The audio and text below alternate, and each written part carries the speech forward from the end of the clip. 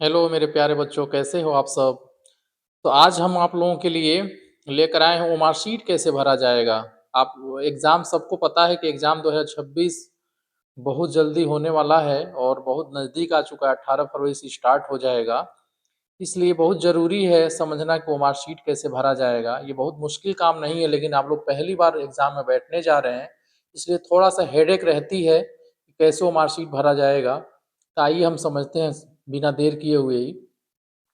सबसे पहले देखिए, वो मार्कशीट में आप लोगों का पहले से डिस्ट्रिक्ट कोड, सब केंद्र कोड, ये जो सेंटर जहाँ आप दे रहे होंगे उसका कोड, फिर आपका रोल नंबर और जिस सब्जेक्ट का आप पेपर दे रहे हैं तो उस वो मार्कशीट पे वो सब्जेक्ट का नाम, सब्जेक्ट कोड और सब्जेक्ट का नाम लिखा रहता है और प्रश्न पत्र की संख्या भी लिखी रहती है पहले से। तो आपको भरना नहीं होता है। इसमें भरना क्या होता है, अब देखिए जैसे मान लीजिए मेरे पास मैथ्स का पेपर है। मैथ्स के पेपर में इसको सब्जेक्ट कोड बोलते हैं। ये आपको कहीं भरना नहीं है। और ये सब्जेक्ट का क्वेश्चन पेपर का नंबर होता है, यानी प्रश्न पत्र संख्या होता है। और इसके आगे इसको सीरीज बोलते हैं। जैसे सीरीज में से पूरे यूपी बोर्ड में 5-6 तरह का पेपर बनता है, तो सब में ये सब्जेक्ट का ये सब्जेक्ट कोड सेम होता है, प्रश्न पत्र संख्या सेम होता है। आगे का ये सीरीज बदलता है, ये लेटर्स बदलता है। आप जिसको संकेतांक भी आप बोल सकते हैं, तो ये प्रश्न पत्र का संकेतांक है ये। इस संकेतांक में आपको 822 भी कहीं नहीं भरना है, क्योंकि इसमें पहले से प्रिंट रहता है, पहले से प्रिंट रहता है। केवल आपको इस लेटर को, जैसे बी वी लेटर है, तो प्रश्न पत्र का देखिए इसमें दिया हुआ है पहला अक्षर। पहला अक्षर क्या है, बी है, तो हम बी लिख देंगे। दूसरा अक्षर क्या है, वी है, तो हम वी लिख देंगे। अब क्या करना होता है, नीचे देखिए जो भी अक्षर की जरूरत है, तो इसमें पूरे अक्षर बने होते हैं कि जितने भी संकेतांक बने होते हैं तो उनसे रिलेटेड सारे अक्षर दिए हुए होते हैं। तो जैसे बी है, तो हम क्या करेंगे, बी को हम यहाँ पे डार्क कर देंगे। ब्लू या ब्लैक किसी भी पेन का यूज कर सकते हैं आप लोग, खूब अच्छे से इसको डार्क कर देंगे। इसके बाद दूसरा वाला है वी, तो वी वाले अक्षर को हम इसमें डार्क कर देंगे। ये आप लोग अक्षर भरना समझ गए होंगे।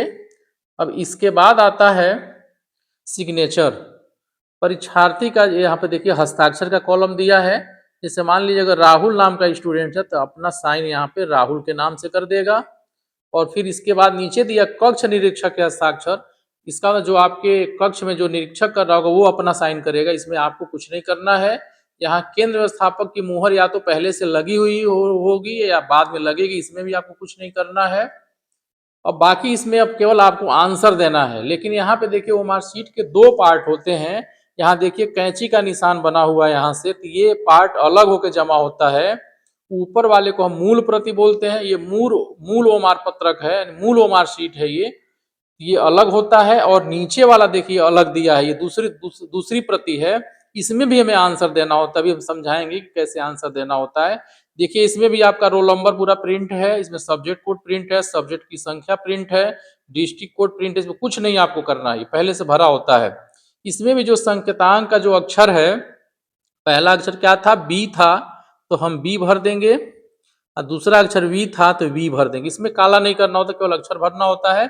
और ये मत सोचिएगा कि हम ऊपर भर चुके तो यहाँ न भरें, यहाँ भी भरना होगा, क्योंकि ये अलग जमा होगा, तो संकेतांक इसमें भरना जरूरी होता है। उसके बाद आइए अब आंसर कैसे देते हैं अब सीखेंगे। तो आंसर देने के लिए क्या करते हैं, जैसे मान लो पहले क्वेश्चन को हमने सॉल्व किया, उसका आंसर नंबर बी सही है, तो बी को डार्क कर देंगे, खूब अच्छे से किनारे से डार्क करेंगे। दूसरे क्वेश्चन को सॉल्व किया, दूसरे क्वेश्चन में मान लीजिए आपका डी सही आ रहा है, तो डी को डार्क करें, किनारे से डार्क करते हैं। अब पूरा ये डार्क कर देंगे। ये ब्लू या ब्लैक किसी भी पेन का यूज कर सकते हैं।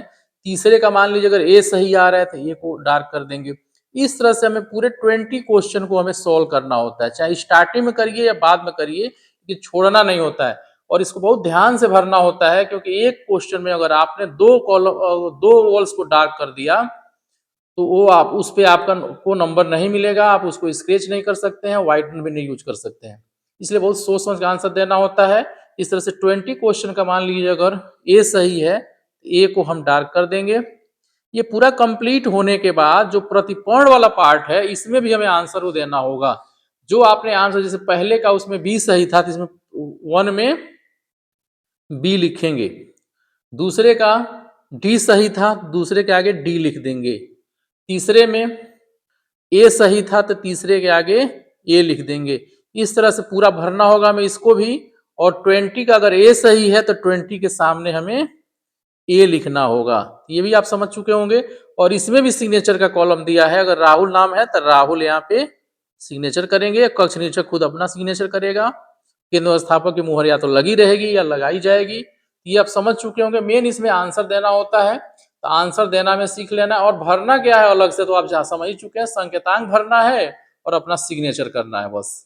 इसके अलावा कुछ बाकी आंसर देना, आंसर 2 प्रतियों में देना है, एक ओबल स्टार करके देना है और दूसरे वाले पार्ट में हमें लेटर्स को लिख करके देना है। ये आप समझ चुके होंगे, बहुत मुश्किल काम नहीं है।